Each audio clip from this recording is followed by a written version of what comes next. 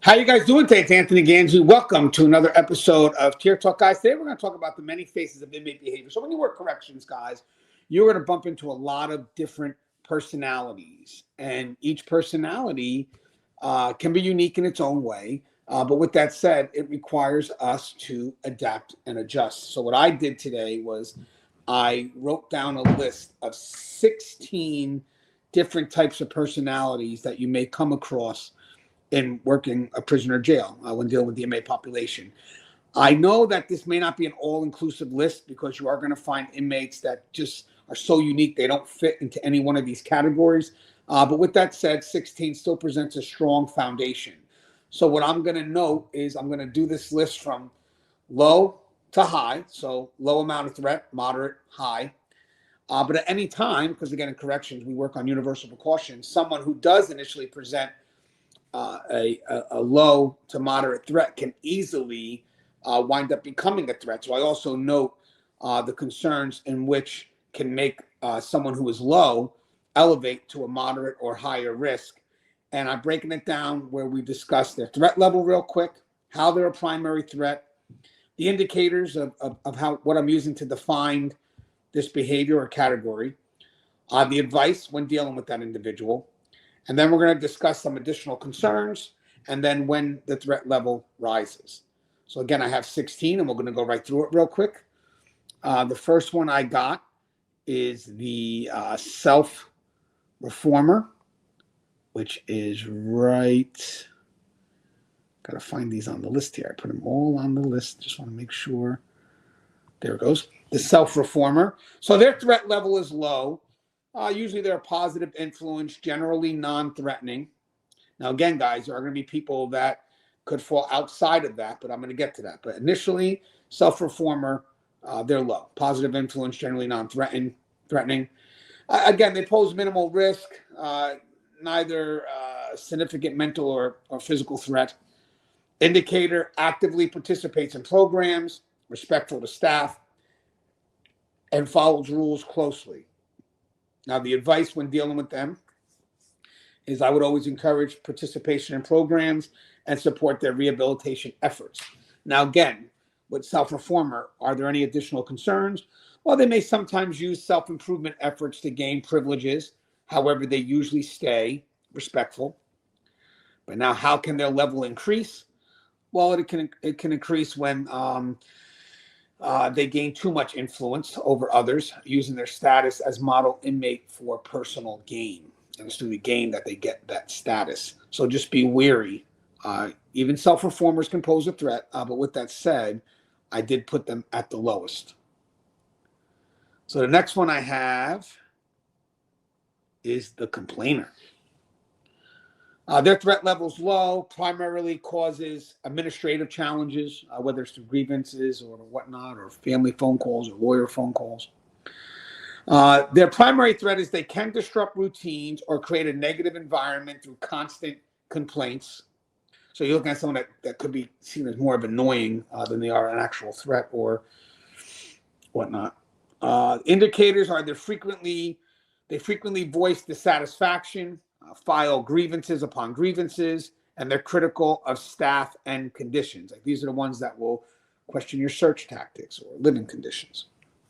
So what's the advice? Obviously, you got to listen to valid concerns, but set boundaries to avoid reinforcing complaints and document grievances. So if they do have serious grievances, make sure they are documented. The additional concerns for them is they can be manipulative if grievances become excessive or if they rally other inmates to complain collectively. And that's always going to be the bigger concern is when they become able to unify a voice, just not going in the right direction. So, I mean, I get sometimes there are concerns, and it's okay. Inmates should have a voice if there are concerns that must be met at the facility level. But if these are concerns are more selfish in nature and can lead to security matters like question why they're being searched or how they're being searched when technically it's part of a job, last thing you want are inmates uniting on stuff that could affect our running of operations. How can their level increase? Threat level rises if they incite collective grievances, creating unrest, or, as I just said, challenging authority. So again, I did put them at a low level. but as you can see, they can easily become increased in level. I have the religious convert. So I put the threat level here initially as low, generally stabilizing, but may become dogmatic. Primary threat here is they can create factionalism or overly influence others in rigid ways, and that's always going to be concerns. Is how they're able to hide behind religion in some cases, and a lot of gangs do hide behind religion and use that to create influence. With that said, we can't generalize that out and say that's all inmates. So with that said, I put them as a low level, but I do note where it can elevate. So the indicator is they engage actively in religious practices, but they also still may organize groups. And that's always the concern. That's why you always got to monitor religious groups. So the advice is respect beliefs while monitoring for excessive influence over others. So what are the additional concerns? So some may adopt religion for protection or privileges, making motivations and group dynamics important to monitor. And that's when you also have to check to make sure that you truly are a follower of that religion and you're not doing it because that religion may have what you seem to think are perks. That's why you really do need someone who is that religion expert to go ahead and say, no, they don't really need that or this or whatever it is. And at this point, try to make sure that when someone joins the religion, that they're not joining because it's all about perks that they're going to receive. You may even see that, let's say, for example, with Native Americans who may require tobacco, and some inmates may want that. So now all of a sudden, a lot of inmates are becoming Native American. I mean, so you just got to be wary, but you always got to make sure when it comes to contest it that you have someone who is an expert in that to go ahead and defend the needs of the facility. This is very touchy ground, and inmates are aware of that. So just be wary. So I have how level can increase. It can increase if their influence leads to group conflict or if they attempt to exert control over others. And that's it. That's the biggest concern because people that, wind up getting higher up in their religious practices could be seen as a leader. And then unfortunately they could gain influence. And that's something we have to be very wary of because, influence over groups can put us at risk, especially with the running of the facility. So I also have the withdrawn. Withdrawn I made moderate, primarily because there's a self-risk due to isolation or mental health concerns. So again, they're withdrawn. They want to be alone. They want to be by themselves. They don't want to be bothered. So they're putting themselves where they're not getting any interaction. So again, they're isolating themselves, and sometimes that can cause mental health decline. The primary threat here is high risk for self-harm, but typically no physical threat to others. The indicators are they isolate themselves, limited communication, and they avoid group activities. So what's the advice with them? If you know your unit well, you know your inmates, I would conduct regular welfare checks and offer mental health support if needed. I think that's a good balance. I'm not going to force them to go ahead and go out and interact, but I will try to see if we can meet somewhere in the middle to make sure that if they're not interacting, can we influence an interaction with staff or mental health professionals?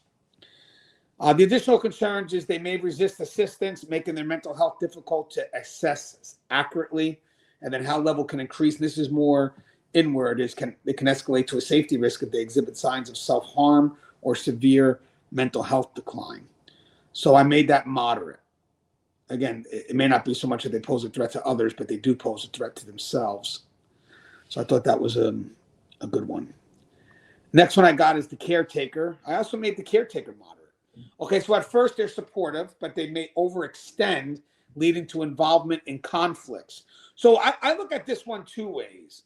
One I look at is they could wind up putting themselves in harm's way when they're trying to step up for a vulnerable inmate, or they could also become a threat to staff for this same reason.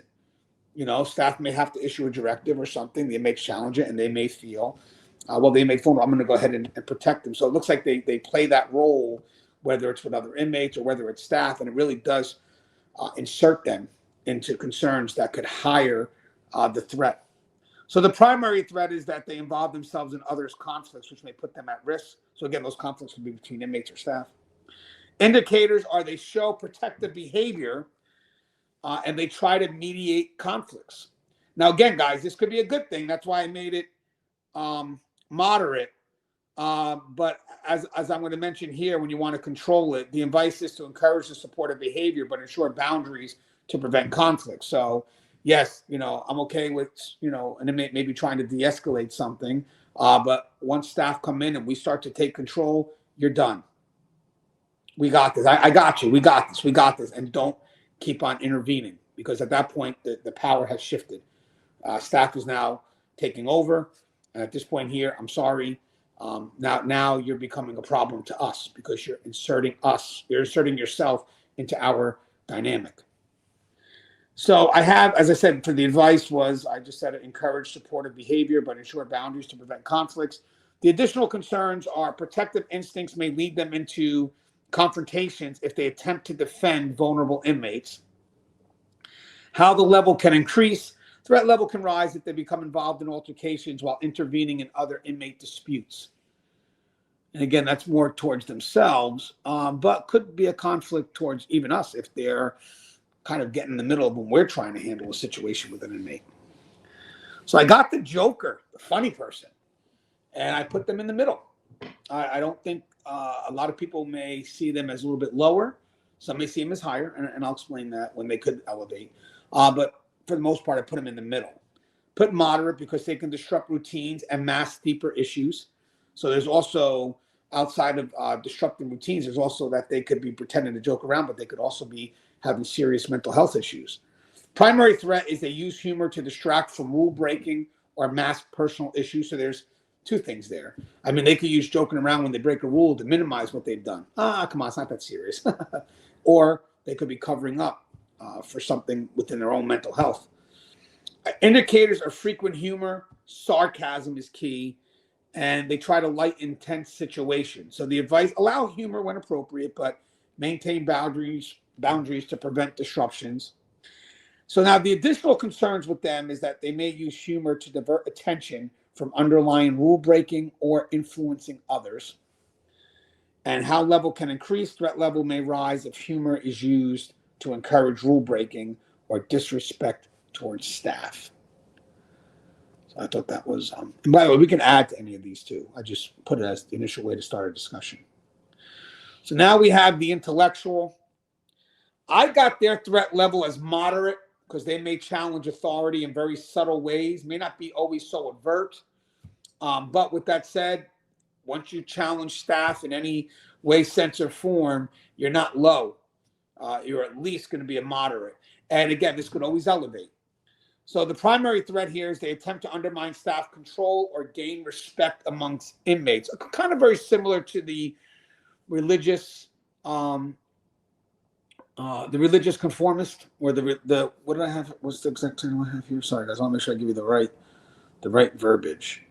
The religious convert.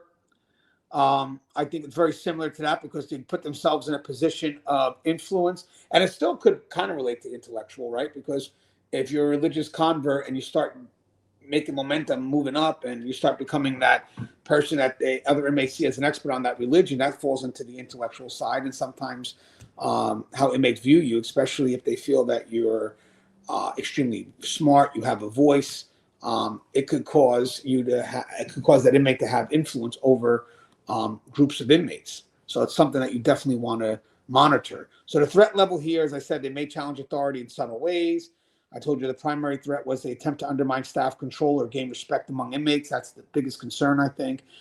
The indicators are they engage in deep conversations, analytical, and interactions.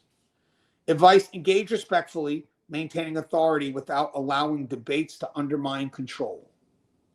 Additional concerns, they may seek debates to test boundaries, subtly influence staff or inmates.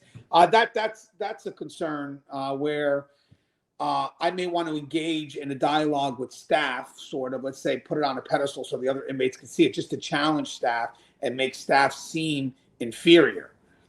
And then when that dialogue is done and staff walks off, the inmates are kind of like, hey, great job, great job. So you got to be wary of those conversations in which this intellectual inmate, or sometimes pseudo intellectual, but with that said, they try to do it on a public platform. That's why if they have something to say, even with the complainer, hey, hold on, let's talk here for a second. What's your concern? Because we're not going to grandstand this. What's your concern? I'll listen, but we're not doing this in a manner where, you're the center of attention and everybody can see the exchange. And I really truly believe, usually when you take them aside and they don't have that audience, you're dealing with a whole different inmate. So as I said, for additional concerns, they may seek debates to test boundaries, subtly influence staff or inmates.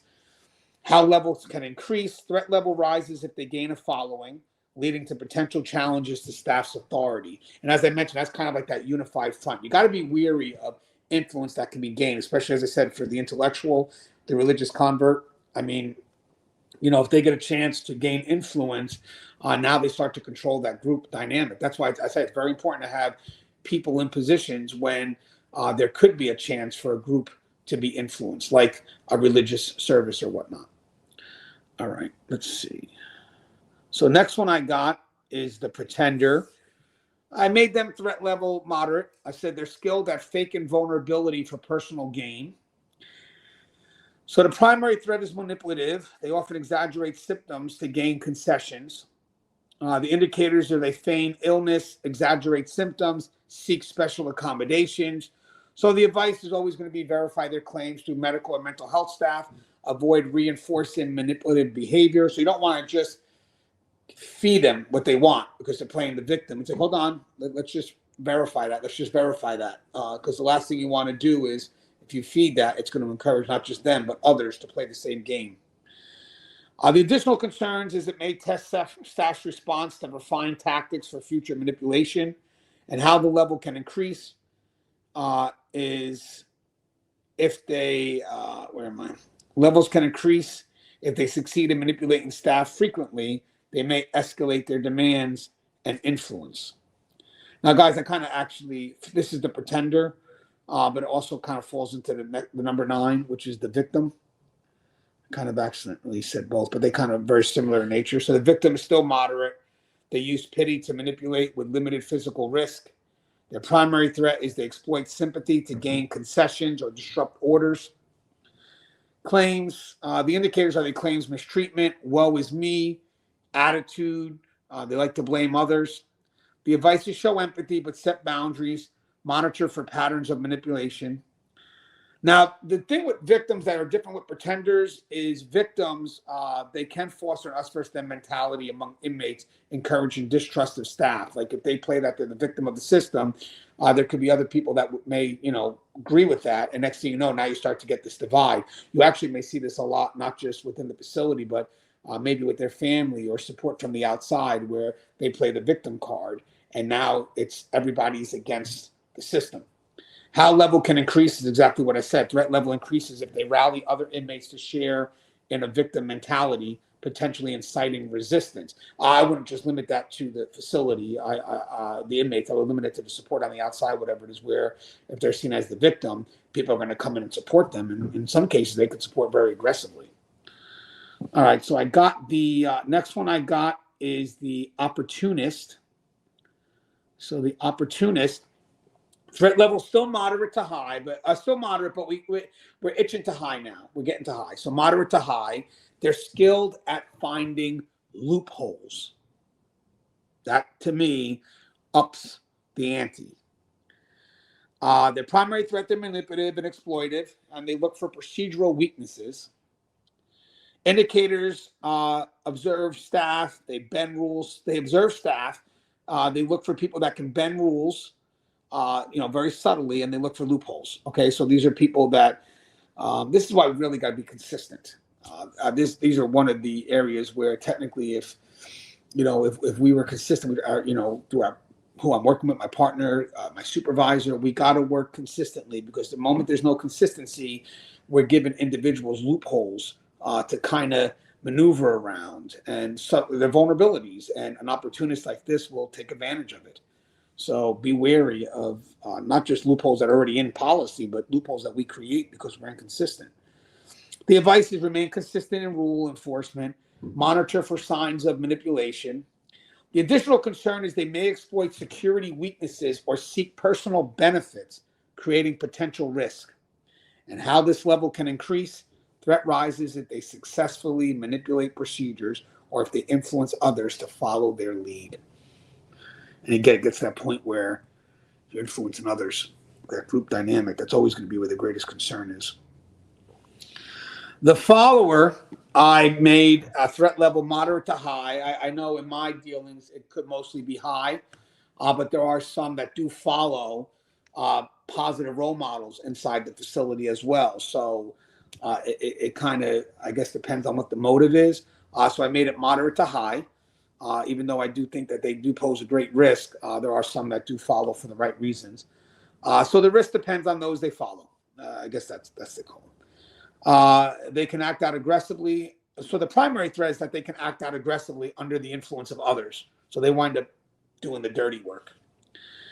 Indicators are they mirror behaviors. They seek approval from dominant personalities. You gotta look for that. The advice is monitor their social interactions, encourage engagement with positive influences, so we can kind of maybe direct them a little bit. The additional concerns is followers may engage in risky behavior to gain acceptance, especially if influenced by aggressive inmates.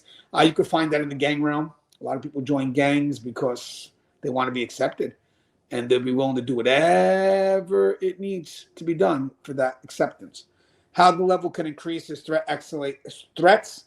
Their threat escalates if they are influenced by high-risk individuals, potentially leading to dangerous actions. Because remember, guys, their want to be accepted is what makes them a very dangerous person, because they're going to follow someone to do whatever must be done. And if they connect with the wrong individual, that wrong individual will manipulate them, and they'll wind up doing things that normally they wouldn't do. But unfortunately, they've been influenced. That's why, again, if you go back to those other, see, they all connect. If you go back to the religious convert, or if you go back to the intellectual, and you get someone that's looking to be led because they want to be a follower and that they're looking to be led, man, that's why you got to monitor those group dynamics. If the wrong person's in those higher positions and they get a good amount of followers, again, it's all about acceptance. So I got the chronic rule breaker. I made them high. I did. I put down high because they disregard rules, often involved in prohibited activities. Primary threat is rule breaking behavior, can lead to violence or contraband issues. I didn't really put on a scale of what rules they're breaking, whether low rules or high rules. I just put down that they're rule breaking. It seems to be a habit. So in their mind, there really is no scale. A rule is a rule to be broken. So even if you start the inmates that kind of do the minor rule infractions, well, that could eventually turn into something bigger. So I would treat them, in the back of my mind, still consider them a threat. Indicators of frequent infractions, they challenge authority, often involves a lot of contraband most of the time. The advice, and that's another thing, as I said, they challenge authority. I mean, that's the key. Rules are meant not to be broken. It's set by people in authority. So now when you have people that are breaking the rules, however small, it's still a challenge to authority. So you got to enforce the rules consistently, monitor for prohibited activities. The additional concerns is rule breaking often escalates, leading to contraband or violent behavior if unchecked. That's what we kind of just mentioned. And how level can increase. Threat levels rise if they're not reprimanded consistently, potentially leading to more serious violations. And that's kind of what I was getting at. So now the next one we have is the reformed mentor. So now I added this person a little bit higher because technically most may see them at a lower scale, but because they're a mentor and they're put in a position to influence others, man, that dynamic from low to high can change super quick. So I rather treat them at the highest level of precaution. I was going back and forth with this one. So the threat level's high, positive influence, but may gain undue power. That's the concern I have here. So I'm not saying that it's not a good thing, but it could shift really quick because a mentor and mentee relationship is a very strong dynamic. So the primary threat here is they can overstep their boundaries, influence, or controlling others. That's the key. So influence is one thing, but a mentor can easily control a mentee. Then you go back to the leader-follower dynamic. The indicators are respected mentors, other inmates, mentors of other inmates, and they're highly influential. That's always the biggest concern, highly influential. And that's why staff's always there to provide that counter influence. Advice: support positive influence, but monitor to prevent excessive control. So even this with the reform mentor, the religious convert, well, kind of put on the other end of the scale, the follower. But having said that, those that put themselves, the intellectual, those that put themselves to lead groups, so the religious convert, the reform mentor, the ones that put themselves in a position to have followers, you got to be wary of that. At the end of the day, if they're the only ones that are having influence over that group dynamic, there's a problem there. So staff has to always, when given a chance, intervene. And if that person does tend to be a problem, you have to remove that person. You have to remove that person before their control sets in. So let's see. The next one I have is the schemer. Very high, very high. Engages in complex, high-risk planning. A primary threat here is they're highly manipulative, often involved in contraband or security risk. Indicators are they're secretive, they observe routines, and they're known for schemes. The advice is maintain close observations, document suspicious activities, and collaborate with intelligence. So work together. This is a good time for all departments, custody, internal affairs, management. Sometimes you may have to work together to figure out what this person's got going on. The additional concerns is they may test and exploit security protocols posing a consistent threat, and how the level can increase. Well, the threat rises if they gain access to valuable information or form alliances, which could lead to more elaborate schemes. Again, it goes right back to forming unity, forming alliances. And again, for unjust cause. I have the manipulator. I have them at a very high level as well. They're skilled at exploiting staff or inmates for personal gain. Primary threat is they gradually shift power dynamics if left unchecked. That's the key. That's the key, creating leverage and control. So the thing that makes it very dangerous when it comes to manipulators is they're going for control. So that shift in dynamic is a problem. Indicators are excessively charming, frequently test limits, skilled at reading people. The advice is you got to set clear boundaries, monitor for subtle manipulation, and communicate with staff. The additional concerns are constantly assess staff's weaknesses, may slowly build influence. Again, there we go with influence again. So that's always going to be the biggest concern. And how the level can increase is threat rises if manipulation tactics succeed, potentially compromising staff authority. And the last one I got is the most overt of them all, and it's going to be the aggressor. So the threat level is extremely high. They're quick to violence and unpredictable. Primary threats are high risk of physical confrontation, potential to incite violence. Indicators are their quick temper, intimidating stance, involved in frequent conflicts. Advice: use de-escalation techniques, maintain personal safety, avoid direct confrontation. Additional concerns is they may try to dominate others through fear, creating a hostile environment. And how can the level increase? Threat level rises if they gain control over others or intimidate peers, potentially inciting widespread fear. So guys, there's a lot here. Maybe if you guys are in training, you want to develop this into a bit of a training, add your own insight, your own thoughts. If there's others that you can add to the list, by all means, please do. But this is just a dialogue that should be had. I mean, it's good if we're able to note the different behaviors, because then we can adapt and adjust to what is needed. Because again, if you treat everyone the same way, doesn't always equal out to the same response. You have to learn in corrections to adapt and adjust to the situations you're facing. So there's 16 types of behaviors that you will find walking amongst you in the prison setting. Thought it was interesting, or the jail setting. And I love your thoughts. As always, guys, the show is Tear Talk. If you haven't, please subscribe, interact, engage, comment, hit that bell. Bell's going to notify every time I post a video. Stay safe.